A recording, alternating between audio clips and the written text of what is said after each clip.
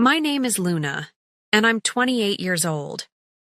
3 months ago, I discovered something that shattered everything I thought I knew about family loyalty. My own brother had been systematically destroying the business we built together. He was stealing clients, manipulating our employees, and planning to force me out completely. But here's the twist he never saw coming. While he was busy plotting my downfall, I had secretly become the majority shareholder of the company that was about to acquire us. The brother who thought he was so clever, who believed he could outsmart his little sister, was about to learn a lesson in karma that would change both our lives forever. If you're watching this right now, you need to understand something. This isn't just another family drama story. This is about what happens when blood isn't thicker than greed. It's about discovering who people really are when money is involved. And most importantly, it's about finding the strength to choose yourself when everyone else chooses to betray you. I never thought I'd be the kind of person to secretly record conversations or hire private investigators. Growing up, I was always the peacemaker in our family. I was the one who smoothed over arguments and gave everyone the benefit of the doubt. My therapist calls it being conflict avoidant. My grandmother called it being too trusting for my own good. The morning everything changed started like any other Tuesday. I walked into our office building, the same one where Marcus and I had started our digital marketing agency 5 years earlier. The lobby still smelled like fresh coffee and possibility. Our company logo gleamed on the wall behind the reception desk. Mitchell & Mitchell Marketing Solutions, it read in bold silver letters. I should have known something was wrong when Marcus wasn't there for our weekly strategy meeting. He'd been missing more and more meetings lately, always with some excuse, about client calls or vendor meetings. At first, I attributed it to stress. Our company was growing fast, and we were in talks with several potential buyers. Sarah, our head of operations, knocked on my office door around 10 that morning. Her face was pale, and she was clutching a manila folder against her chest like it contained nuclear secrets. I'd worked with Sarah for 3 years, and I'd never seen her look so uncomfortable. "Luna, we need to talk," she said, closing the door behind her. "I've been debating whether to tell you this for weeks." The folder contained printed emails, financial documents, and screenshots of text messages. As I read through them, my hands started shaking. Marcus had been meeting with our biggest competitor behind my back. He'd shared our client lists, our pricing strategies, and our upcoming product launches. But that wasn't even the worst part. The worst part was the text message thread between Marcus and our potential buyer, Apex Digital Holdings. He'd been negotiating to sell them my shares without my knowledge.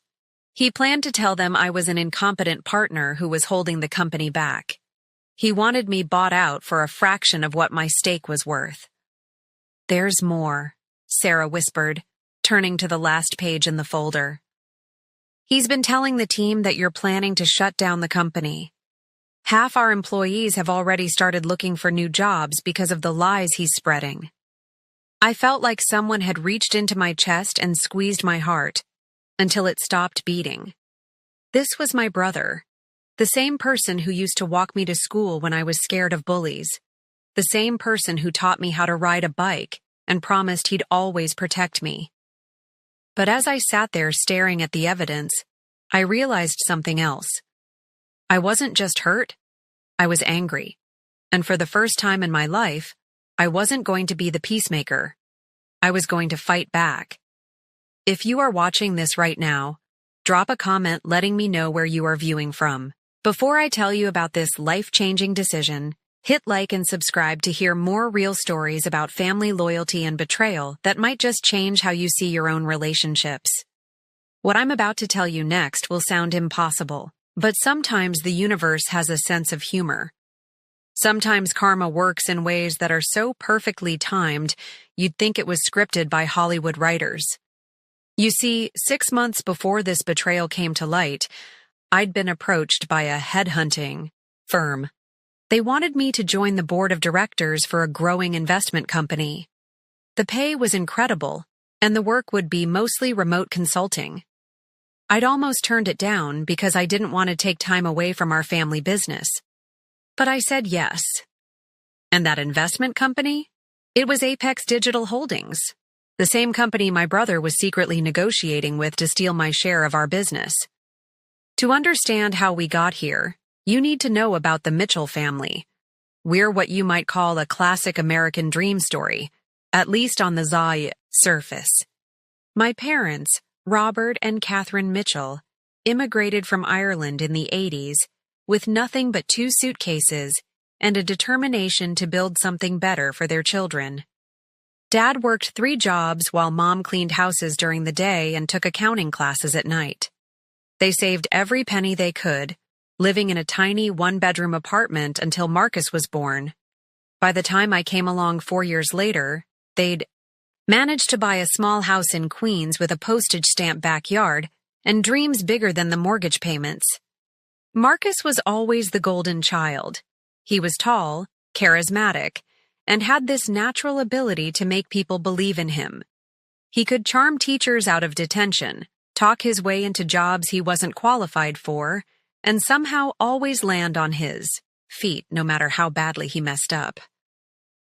I was the quiet one, the studious one, the one who followed rules and colored inside the lines. While Marcus was out at parties in high school, I was in my room building websites for local businesses for $20 each. While he was charming his way through college on charisma alone, I was earning a business degree with a 3.8 GPA. Our parents loved us both, but in different ways. They were proud of Marcus's social success and natural leadership. They were grateful for my stability and academic achievements, but I could always sense which one they found more impressive. When we decided to start the business together, it felt like destiny. Marcus had the people skills and the vision. I had the technical knowledge and the business acumen. On paper, we were the perfect team. Our parents were so proud. Finally, the Mitchell children were going to build something together. Those early days were magical. We worked 18-hour days in a cramped office above a pizza shop.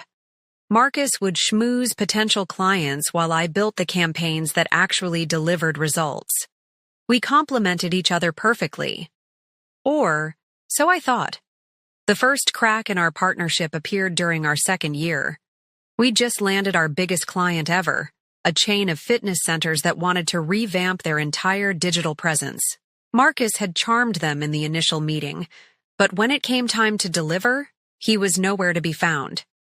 He'd committed us to a timeline that was nearly impossible, with features I'd never agreed to build. I worked 70-hour weeks to make it happen. I hired freelancers out of my own pocket to meet the deadline. When we delivered the project on time and under budget, Marcus took full credit in front of the client. I told myself it was just business. I told myself I was being too sensitive. But there were other incidents. Marcus would promise clients things without consulting me, then leave me to figure out how to deliver. He'd take personal credit for my work in industry presentations. He started introducing himself as the CEO, while referring to me as our technical director, even though we were supposed to be equal partners. Our cousin Jake, who worked as our accountant, pulled me aside one day during our 3rd year. "Luna, you need to look at the financial reports more carefully," he said. "Some of the expense allocations don't make sense." That's when I discovered Marcus had been taking larger draws from the company than we'd agreed upon. When I confronted him, he had a ready explanation. He was handling more of the business development, so he deserved a larger share. He was the face of the company, so he had higher expenses. He made it sound so reasonable that I almost believed him. Have you ever been in a relationship where someone slowly rewrites history until you question your own memories?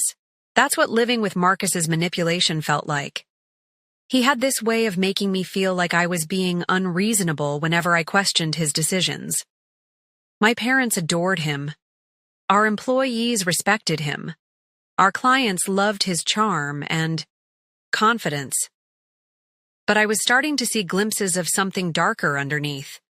The way he'd badmouth competitors wasn't just strategic, it was personal and cruel. The way he'd dismiss my ideas in meetings while later presenting them as his own wasn't just oversight, it was calculated. But I kept making excuses. I kept being the peacemaker. Because he was my brother. Because family was supposed to be everything. Because I'd rather be taken advantage of than face the possibility that the person I loved most in the world might not have my best interests at heart.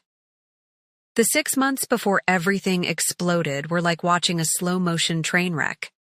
Marcus became increasingly secretive about his meetings. He'd take calls in his car instead of his office. He started working late nights. But our project, management software, showed no increase in his billable hours. Meanwhile, I was thriving in my new role with Apex Digital Holdings. The board meetings were stimulating intellectual challenges. I was helping evaluate acquisition targets and restructure struggling companies. The other board members treated me as an equal, not as someone's little sister tagging along. Dr. Amanda Richardson, Apex's CEO, became an unexpected mentor. She was everything I aspired to be. Brilliant, direct, and uncompromisingly ethical.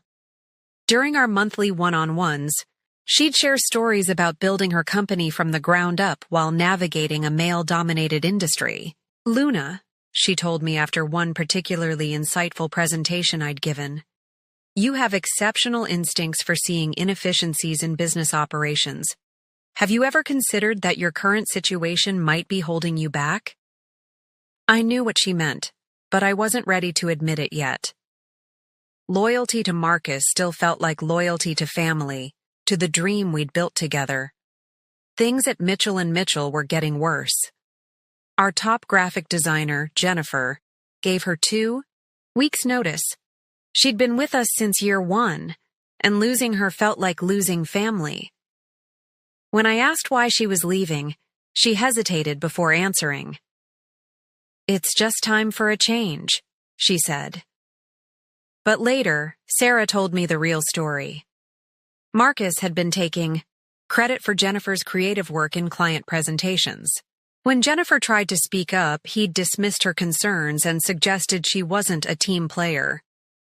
That same week, our biggest client, TechFlow Industries, called to express concerns about project delays. I was confused because I hadn't been aware of any delays. When I checked our project management system, I discovered Marcus had been accepting new projects without consulting me, then failing to update our timelines or resource allocation. I scheduled an emergency meeting with Marcus to discuss our growing operational issues. He showed up 20 minutes late, checking his phone throughout our conversation. When I brought up the client concerns and employee turnover, he brushed off my worries. "You're being paranoid, Luna," he said. "Business has ups and downs. You can't take everything so personally." But I was starting to document everything. Every missed meeting, every unexplained expense, every time a client mentioned conversations with Marcus that I hadn't been included in. I wasn't planning anything specific yet. I was just trying to make sense of what felt like watching our company fall apart in slow motion. The breakthrough came during an Apex board meeting in early March.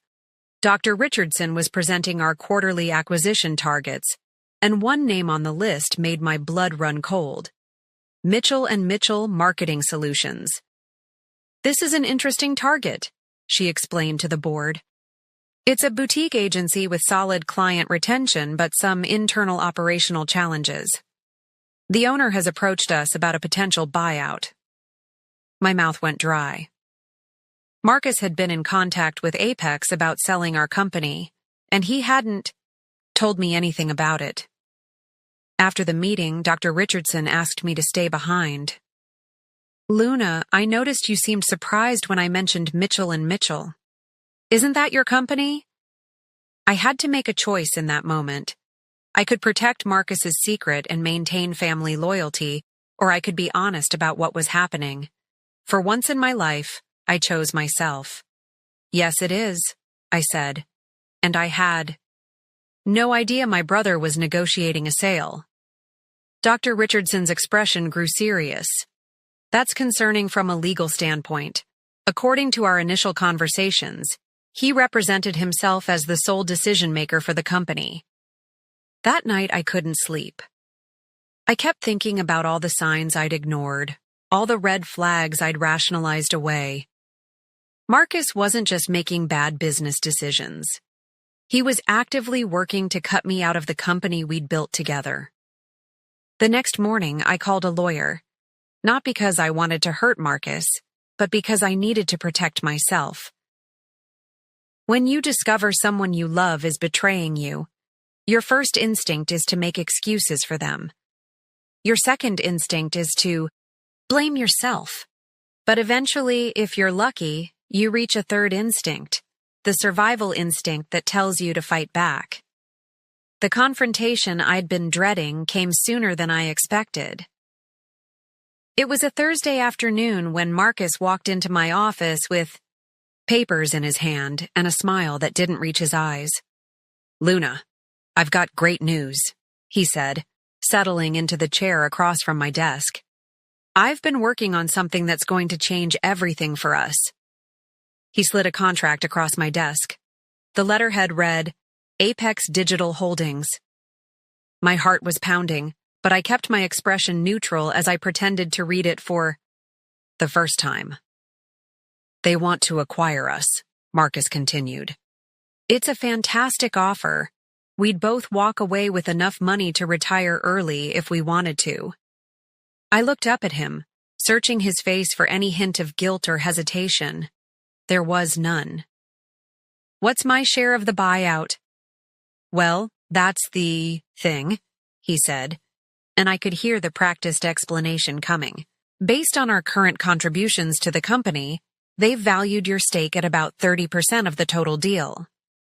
30%. For the company I'd built from the ground up.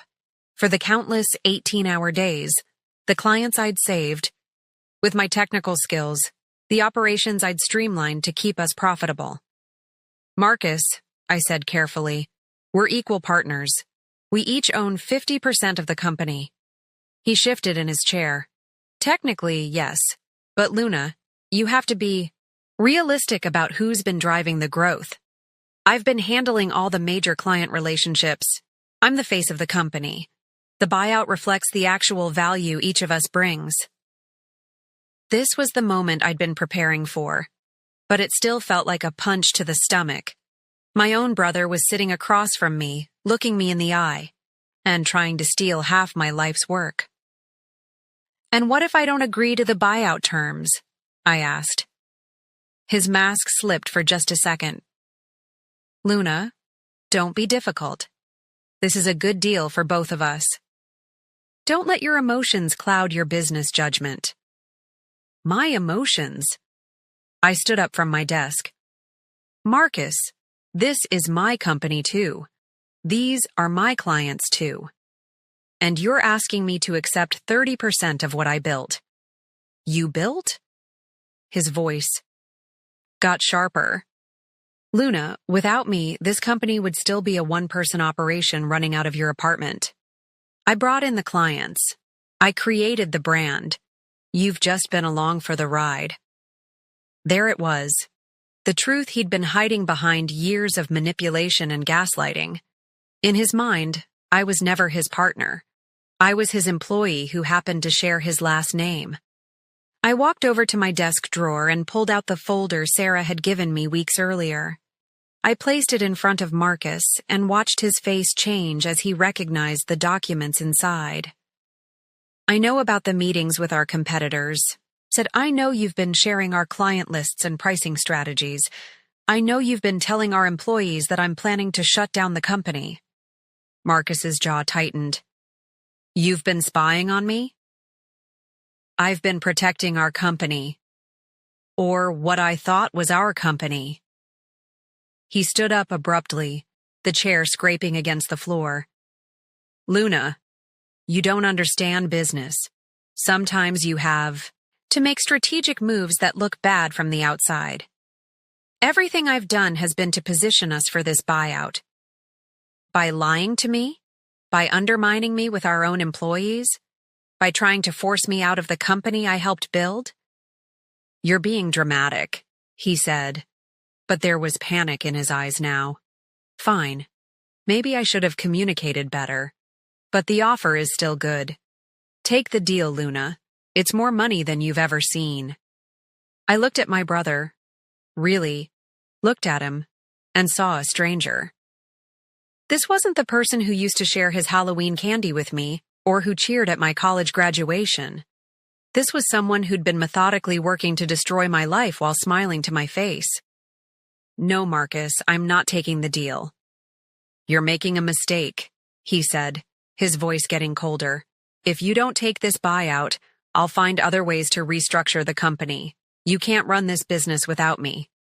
Actually, I said, I think you're wrong about that. I pulled out one more document, my appointment letter to the Apex Digital Holdings Board of Directors, dated 6 months earlier. Marcus's face went white as he read it. You're on their board?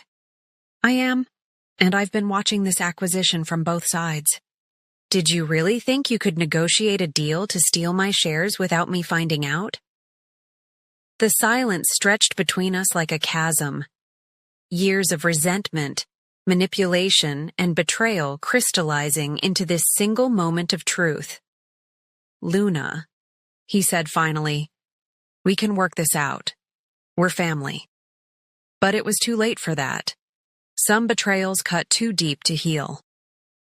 The legal battle that followed was brutal and public.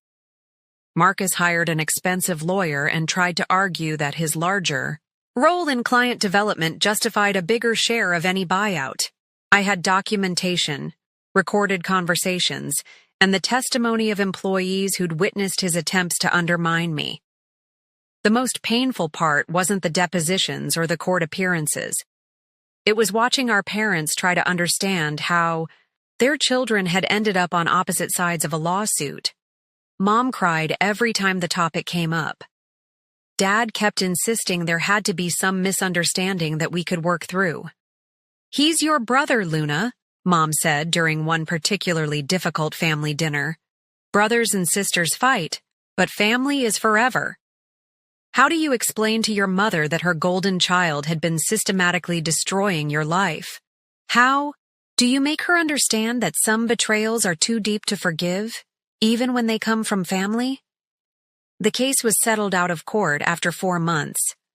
Marcus agreed to sell his shares back to me at fair market value, with Apex Digital Holdings providing the financing for the buyout.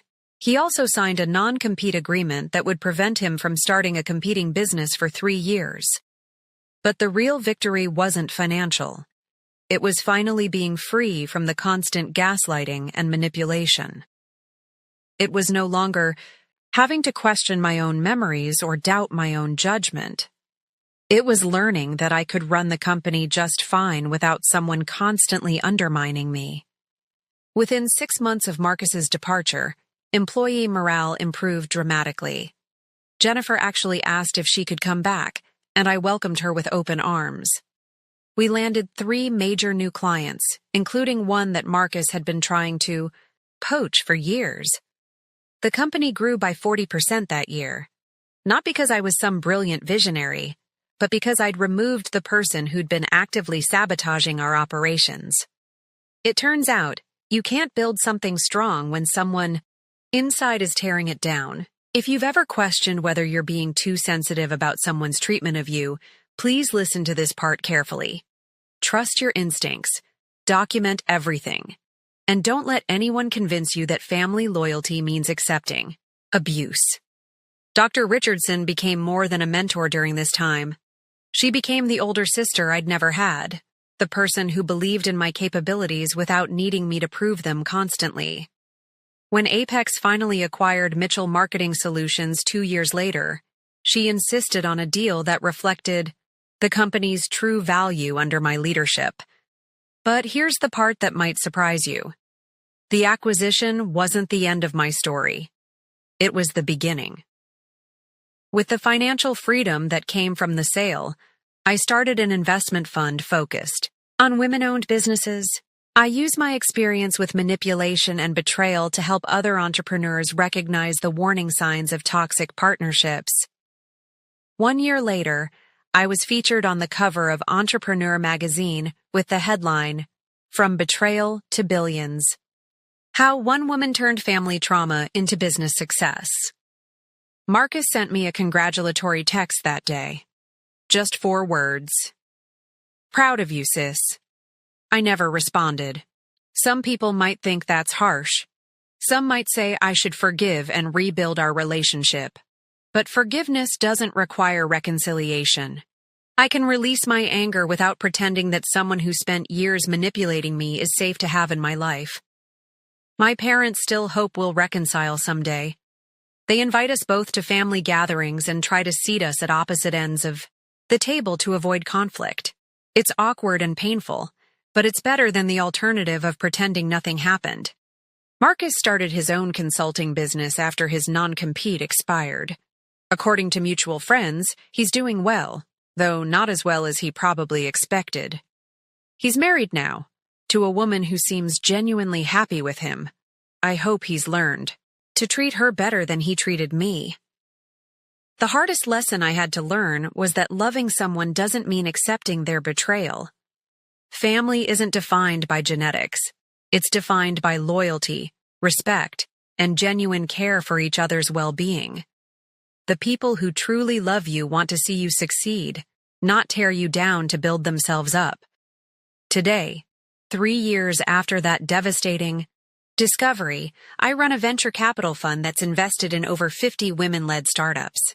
Every time I meet with an entrepreneur who's been betrayed by a business partner or family member, I see myself in their eyes. That mix of hurt and determination, the way they question whether they're strong enough to rebuild from scratch. I always tell them the same thing. You're stronger than you know, and starting over isn't starting from nothing. It's starting with wisdom. If you're watching this and you've experienced something similar, I want you to know that the pain you're feeling is valid. You don't have to minimize someone's betrayal just because they're family. You don't have to accept less than you deserve just to keep the peace. And you definitely don't have to rebuild a relationship with someone who's shown you they can't be trusted with your heart or your dreams. But I also want to tell you about the unexpected gifts that came from this experience. Learning to trust my own instincts made me a better leader and a better judge of character. Standing up for myself in that situation gave me the confidence to advocate for other women in business. Most importantly, losing the relationship I thought I needed showed me how to build the relationships I actually deserved. My investment fund isn't just about making money. It's about creating the kind of supportive business environment I wish I'd had during those early years with Marcus. We don't just provide capital, we provide mentorship, connections, and most importantly, honest feedback that helps entrepreneurs grow without being torn down. Last month, one of our portfolio companies was acquired by a Fortune 500 company for 8 figures. The founder, Maria, had been betrayed by her previous business partner and had nearly given up on entrepreneurship entirely. Watching her ring the bell at the stock exchange, surrounded by the team she'd built based on trust and mutual respect, reminded me why I do this work. Have you ever experienced betrayal from someone you trusted completely? I'd love to hear your story in the comments. How did you rebuild? What did you learn about yourself in the process? Your experience might help someone else who's going through something similar. The relationship between Marcus and me will probably never be repaired, and I've made peace with that. But the relationship between me and my own strength, my own judgment, and my own worth, that's stronger than it's ever been. If you found this story helpful, please hit that like button and subscribe for more real stories about overcoming betrayal and building the life you deserve. I share new videos every Tuesday about entrepreneurship, family dynamics, and the messy process of learning to choose yourself when others won't choose you. I want to leave you with something Dr. Richardson told me during one of our darkest conversations. Luna, sometimes the people who hurt us the most are doing us the biggest favor. They're forcing us to become who we were meant to be all along. At the time, I thought that was just something people say to make trauma sound meaningful. But now I understand what she meant. I was meant to be a leader, not a follower. I was meant to build businesses based on integrity, not manipulation. I was meant to use my voice to help other women, not to stay silent while someone diminished my worth. Marcus taught me who I didn't want to be, but more importantly, he freed me to discover who I actually was. What about you? Has someone's betrayal ever led you to discover strengths you didn't know you had? Share your story in the comments below. Let's create a community where we can support each other through these difficult experiences. And remember, if you're currently dealing with a toxic family member or business partner, you have more power than you realize. Document everything. Trust your instincts. Seek support from people who genuinely want to see you succeed. And never, ever accept less than your worth just to avoid conflict. The person who betrays you is showing you exactly who they are. Believe them. And then show them exactly who you are in return. Thank you for watching, and I'll see you next Tuesday with another story about turning life's biggest challenges into your greatest victories.